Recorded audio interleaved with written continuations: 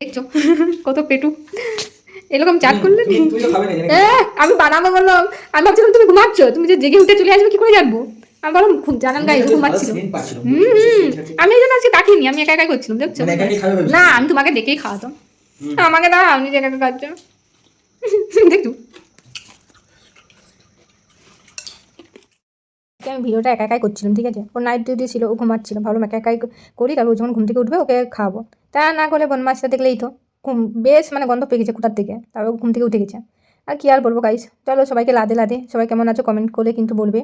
এই যে আমি আজকে কুড়মুড়ে করব, মানে পাপড়ি চাট নয় কুড়মুড়ে।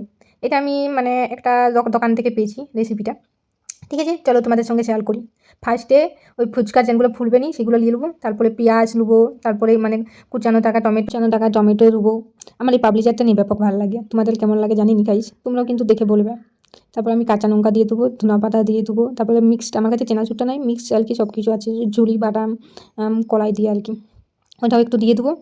আমার এটা খেতে বেশ ভালোই লাগে, আমি যখন বাড়িতে রাখতাম বাড়িতেও করতাম, সবাইকার ভালো লাগতো, কারণ এটা 2 মিনিটে হয়েও যাবে, আবার খেতেও কি সুন্দর লাগবে। তারপর দিয়ে দিবে টমেটো সস। আমি টমেটো সসটা দেওয়ার পরে আমার কাছে টক দই ছিল আর কি, সেই টক দইটাকে সামান্য একটু চিনি দিয়ে ভালো করে গুঁড়ে নিয়েছি।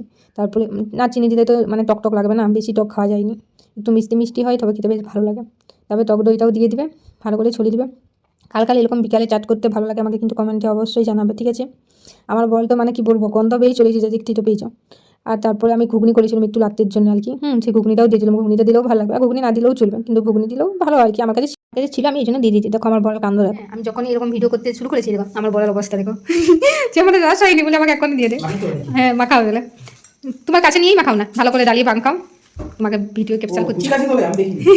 এটা কি বললাম, এটা চাট মিক্সচার লয়, তুই মনে আছে রান্না করেছি এই কাকুটা করতো, ওই রকম করেছি। এই যে এইরকম যদি ভিডিওটা আমাকে কমপ্লিট করতে দিল না, ঠিক আছে গাইস, কি আর বলবো গাইস। টাটা বাই বাই, তোমরাও ভালো থেকো সুস্থ থেকো সবাই, রাধে রাধে। সবাই কিন্তু কমেন্ট লাইক অবশ্যই করো, আমার কিন্তু প্রচুর খারাপ লাগছে তোমরা কমেন্ট লাইক করছো না বলে।